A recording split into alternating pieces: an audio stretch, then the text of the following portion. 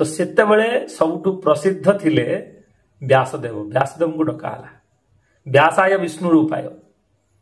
तेणु व्यासदेव को डाकिकी से माने कहले ता बापा माँ कहले जे को कौन करवा।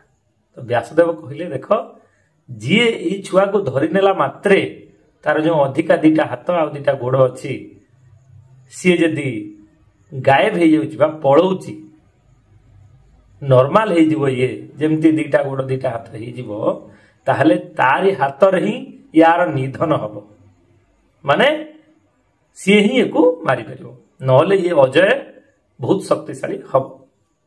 ये कथा कहीकि गला परे स्वर्गवाणी है स्वर्गरु गोटे शब्द शुणागला।